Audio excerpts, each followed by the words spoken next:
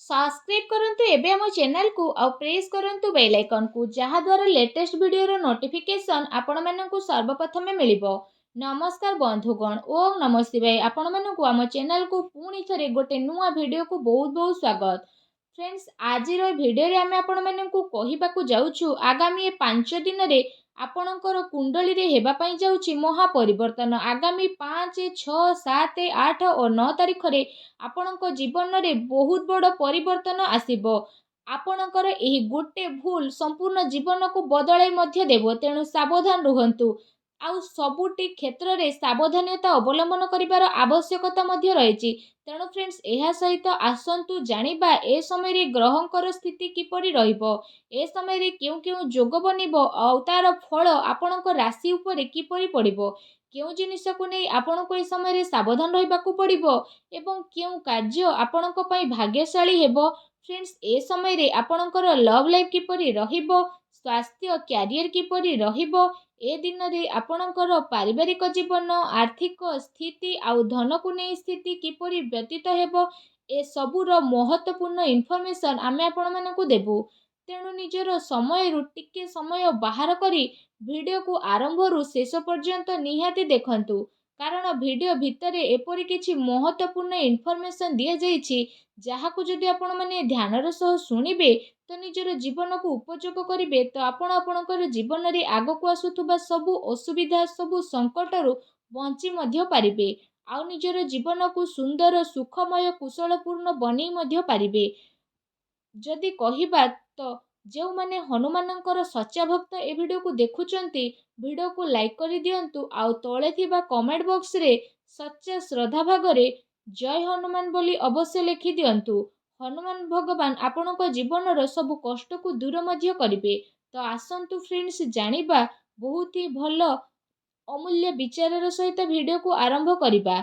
जदि आमे कहिबा तो स्वप्न काहा आगरे जागी होइकी रही न थाए, ना सफलता कहार गुलाम होई थाए।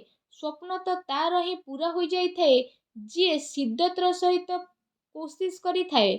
बाहाना बनाउथुबा लोक बाहाना ही बनेकी रुहंती, आउ बिना अटकी काम करुथुबा लोकंकु सफलता तो मिली जाई थाए। भल कथा भल जिनिस से लोकंक रास्तारे आसे जी सबु बेले अपेक्षा करी थाए। सफल व्यक्ति ए कथा को तो निहाती भावरे जानती। गोटे राति रे सफलता बहुत कम लोकों को मिली थाए, किंतु सेथिपाई धैर्य बनिकी रखंतु, सबु बेले आगो को बढ़िबा पाई ध्यान केंद्रित करंतु। आपनकु जहाँ भी मिलुछि सेथिरे खुशी रुहंतु, हारिबाकू स्वीकार करबा पाई चेष्टा करंतु, कारण समस्तंकर बीतीथिबा काली रे एपरि किछि स्थिति रही थाए जेबे आमे हालात रे मौजूद थाउ तो आमे जहाँ करबा पाई चाहथाउ से सबु करि पारुनु।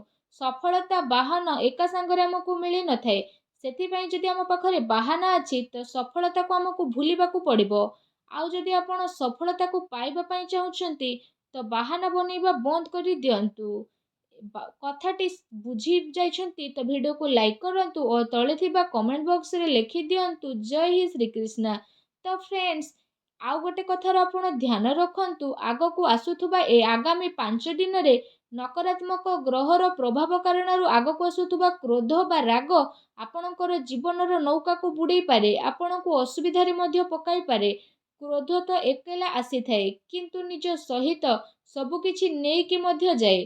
सेथिपाई बहुत ही संभालिकी आपण रुहंतु। कौनसी कंपटीशन रे भाग नेबार मौका मिलुछि तो भाबी चिंती कि नियंतु।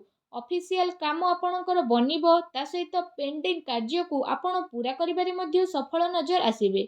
व्यापारी को अधिक स्टॉक किनिबा ठारू बंचिक रहिबाकू पड़िबो। युवा वर्ग सोशल नेटवर्किंग द्वारा निजर भल लाभ मध्य कमाइबे, किंतु ध्यान रखंतु एहार दुरुपयोग न हेउ। जो मानकु हार्ट संबंधित प्रोब्लेम रहुची सेमानकु बहुत प्रोब्लेम अनुभव हेबो। तो खाद्य पेय मिठार मात्रा को टिके कम करंतु, सुगर बढ़िबार आशंका मध्य रहिछि। निज लोकंक सह तालमेल बनेइके चलांतु। बेबजारे क्रोध संपर्क को बिगिड़ी मध्य पारे। प्रभुंकर शरण रे बसी टिके समय को बितांतु। ऑफिस रे प्रोजेक्ट को प्रेजेंट करिबार जदि मौका मिलुछि तो पूरा कॉन्फिडेंस रो सहित प्रेजेंट करंतु।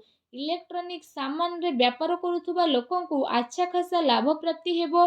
विद्यार्थी वर्ग सजग होई रुहंतु। କୌଣସି ବିଷୟକୁ ନେଇ ଯଦି ଆପଣ ଅସୁବିଧାରେ ଥିଲେ ତ ମିତ୍ରଙ୍କ ସହ କଥାବାର୍ତ୍ତା କରି ସେ ସବୁକୁ ସୁଲଝେଇବାକୁ ଚେଷ୍ଟା କରନ୍ତୁ। ଦାନ୍ତରେ କିଛି ଆପଣଙ୍କ ପ୍ରୋବ୍ଲେମ୍ ଯଦି ଥାଏ ତ ଡେଣ୍ଟାଲ୍ସଙ୍କର ପରାମର୍ଶ ନିଅନ୍ତୁ। ଲାପରବାହୀ ଆପଣଙ୍କୁ ହଇରାଣ କରିପାରେ। ଚିକଣା କଥାକୁ ନେଇ ଆପଣ ଅସୁବିଧା ହୋଇପାରନ୍ତି। ବାତଚିତ ସମୟରେ ସାବଧାନ ରହିବା ପାଇଁ ଚେଷ୍ଟା କରନ୍ତୁ।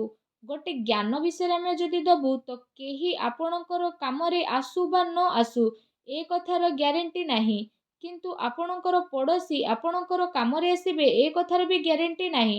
ଆପଣଙ୍କ ସମ୍ପର୍କୀୟ ମଧ୍ୟ କାମରେ ଆସିବେ ଏ କଥାର ଗ୍ୟାରେଣ୍ଟି ନାହିଁ। କିନ୍ତୁ ଆପଣ ଯାହା ସଞ୍ଚୟ କରି ରଖିଛନ୍ତି, ଆପଣ ଯାହା ଟିକେ ଟିକେ ବଞ୍ଚେଇକି ରଖିଛନ୍ତି ତ ସେ ସବୁ ଆପଣଙ୍କର ଆଗକୁ କାମରେ ଆସିବ।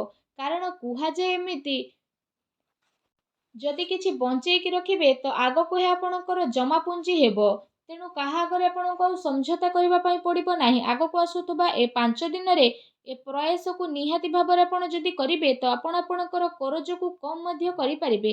ନଚେତ୍ ବାଦ ବିବାଦରେ ଆପଣ ପଡ଼ି ମଧ୍ୟ ପାରନ୍ତି। ଚାକିରି ପେଶାରେ ଜଡ଼ିତ ବ୍ୟକ୍ତିବିଶେଷଙ୍କୁ କମ୍ପାନୀ ଦ୍ୱାରା ଫୁଲ୍ ପ୍ୟାକେଜ୍ ମଧ୍ୟ ମିଳିପାରେ। ତା ସହିତ ଯଦି ଆମେ କହିବା ଧ୍ୟାନ ଦେବାର ଏହା ରହିଛି କି ଆପଣ ଯେଉଁ ବ୍ୟକ୍ତିଙ୍କ ସହ ବହୁତ ଅଧିକ ଆଶା ଲଗେଇକି ରଖନ୍ତି ସେ ଆପଣଙ୍କ ଜୀବନକୁ ଭଲ ବନେଇବେ, ପରିବର୍ତ୍ତନ ମଧ୍ୟ ନେଇକି ଆସିବେ ଆଉ ଆପଣଙ୍କର ଦୁଃଖର ମଧ୍ୟ କାରଣ ବନିବେ। ତେଣୁ ଆପଣ ସାବଧାନ ରୁହନ୍ତୁ। ଅଧିକ ମୋହ ମାୟାରେ କାହା ଉପରେ ଆଶା ରଖନ୍ତୁ ନାହିଁ। କାରଣ ଯେତେ ଅଧିକ ଆପଣ ଆଶା ରଖିବେ, ଯେବେ ଆଶା ଭାଙ୍ଗିବ ସେତେ ଅଧିକ ଅସୁବିଧା ଆପଣଙ୍କୁ ଭୋଗ ମଧ୍ୟ ହେବ। ଆପଣଙ୍କ ଘରେ ମାଙ୍ଗଳିକ କାର୍ଯ୍ୟର ଆୟୋଜନ ମଧ୍ୟ ହୋଇପାରେ। ମନରେ ପ୍ରସନ୍ନତା ମଧ୍ୟ ବନିବ। ସୁଖଦ ପରିଣାମ ଆପଣଙ୍କୁ ଖୁସି ଦେବ। ଅଳସୁଆ ଅଧିକ ଜ୍ଞାନକୁ ବଢ଼େଇବାର ନାହିଁ। ଅଫିସିଆଲ କାମ କାର୍ଯ୍ୟର ପ୍ଲାନିଂ ଆପଣ ପୂର୍ବରୁ ହିଁ କରିନେବେ। ଅଚାନକ କାମ ବଢ଼ିବାର ଆଶଙ୍କା ମଧ୍ୟ ରହିଛି। ଆଇଟି କ୍ଷେତ୍ରରେ ଜଡ଼ିତ ବ୍ୟକ୍ତିଙ୍କୁ ପ୍ରୋଜେକ୍ଟ ମଧ୍ୟ ମିଳିପାରେ।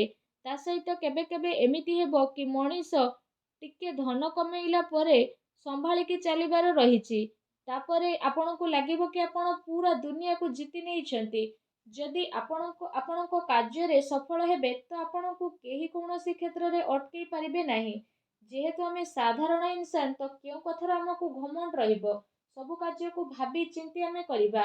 ବିଦ୍ୟାର୍ଥୀଙ୍କର ସ୍ଥିତିରେ ମଧ୍ୟ ବହୁ ପରିବର୍ତ୍ତନ ଆସିବ। ଏମିତିରେ ଯଦି ଆମେ କହିବା ମନର ସଫଳତା ମଧ୍ୟ ଆପଣଙ୍କୁ ପ୍ରାପ୍ତ ହେବ। ବଚନକ ଭ୍ରମଠାରୁ ଦୂରେଇ ରହିବାର ଆବଶ୍ୟକ ରହିଛି। ପରିଜନଙ୍କ ସହ ତାଳମେଳ ଭଲ ରହିବ। ତାଙ୍କ ସହିତ ସମୟ ବ୍ୟତୀତ କରନ୍ତୁ। ଶୁଭ ଚିନ୍ତକଙ୍କର ପରାମର୍ଶ ନେବା ପାଇଁ ଚେଷ୍ଟା କରନ୍ତୁ। ସତ୍ସଙ୍ଗ ଧାର୍ମିକ ଜିନିଷରେ ଆପଣଙ୍କୁ ଧ୍ୟାନ ଦେବା ପାଇଁ ପଡ଼ିବ। ଯେଉଁମାନେ ସେଲ୍ ସମ୍ବନ୍ଧୀୟ ଜବ୍ କରୁଛନ୍ତି ଲକ୍ଷ୍ୟକୁ ପ୍ରାପ୍ତ କରିବାରେ ଆପଣ ସଫଳ ହେବେ। ପ୍ରୟାସରେ କମି ଆଦୌ ବି ଆପଣ ରଖନ୍ତୁ ନାହିଁ। ସନ୍ତାନଙ୍କ ଦ୍ୱାରା ଏପରି କାମ ଆପଣଙ୍କର ହେବ ଯେଉଁ କାରଣ ପାଇଁ ଆପଣଙ୍କର ମାନ ସମ୍ମାନ ବଢ଼ିବ। ଆଉ ଆପଣଙ୍କର ମାନ ସମ୍ମାନ ଯେବେ ବଢ଼ିବ ତ ପିତାମାତାଙ୍କର ଗର୍ବ ମଧ୍ୟ ବଢ଼ିଯିବ। ତ ସେଥିପାଇଁ କହିବା ମାତାଙ୍କର ପୁରା ସହଯୋଗ ସାନ୍ନିଧ୍ୟ ମିଳିବା କାରଣରୁ ସବୁ କାମକୁ ଆପଣ କରି ମଧ୍ୟ ନେବେ। ଅସୁବିଧାକୁ ସାମ୍ନା ମଧ୍ୟ କରିବେ। କିନ୍ତୁ କାର୍ଯ୍ୟରେ ଯେହେତୁ ଛୋଟ ମୋଟ ପ୍ରୋବ୍ଲେମ୍ ଲାଗିବ ତ ଛୋଟ ମୋଟ ଯାତ୍ରାରେ ଆପଣଙ୍କୁ ଯିବାକୁ ପଡ଼ିପାରେ। ଆଉ ସମ୍ପତ୍ତିକୁ ନେଇ ବାଦ ବିବାଦ ମଧ୍ୟ ବଢ଼ିପାରେ। ଏମିତିରେ ସାବଧାନ ଆପଣ ରୁହନ୍ତୁ। ଗୁପ୍ତ ଶତ୍ରୁ ଆକ୍ରମଣ କରିପାରନ୍ତି। ବିନମ୍ର ରୁହନ୍ତୁ। ଇମାନଦାରୀର ସହ ଚାଲନ୍ତୁ। ଭେଦଭାବର ସହ କାହାକୁ ଦେଖନ୍ତୁ ନାହିଁ। ଏମିତି କରିବା ଦ୍ୱାରା ଭଗବାନଙ୍କର ସ୍ୱୟଂ ଆଶୀର୍ବାଦ ଆପଣଙ୍କୁ ପ୍ରାପ୍ତ ହେବ ଓ ଆପଣଙ୍କ ଜୀବନ ଖୁସିରେ ମଧ୍ୟ କଟିଯିବ। ସବୁ ମନୋକାମନା ଆପଣଙ୍କର ଶୀଘ୍ର ହିଁ ପୂର୍ଣ୍ଣ ହେବ। କୁଣ୍ଡଳୀରେ ଯଦି ରାହୁ କେତୁ କିମ୍ବା ଶନିଙ୍କ ଦୋଷ ରହିଛି ତ ସବୁଦିନ ରାତିର ଶେଷ ରୁଟିରେ ତେଲ ଲଗାଇ କଳା କୁକୁରକୁ ଖାଇବାକୁ ଦିଅନ୍ତୁ। ଏପରି କରିବା ଦ୍ୱାରା ସବୁ ଅସୁବିଧା ଦୂର ହେବ। ତା ସହିତ ଘରେ ସୁଖ ଶାନ୍ତି ମଧ୍ୟ ରହିବ।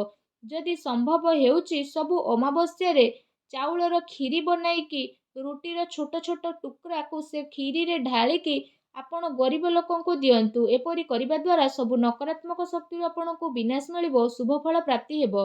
ଆଶା କରୁଛି ଆଜିର ଭିଡ଼ିଓଟି ଆପଣଙ୍କୁ ଭଲ ଲାଗିଥିବ। ଭିଡ଼ିଓଟି ଭଲ ଲାଗିଥିଲେ ଭିଡ଼ିଓଟିକୁ ଲାଇକ୍ଟେ କରନ୍ତୁ।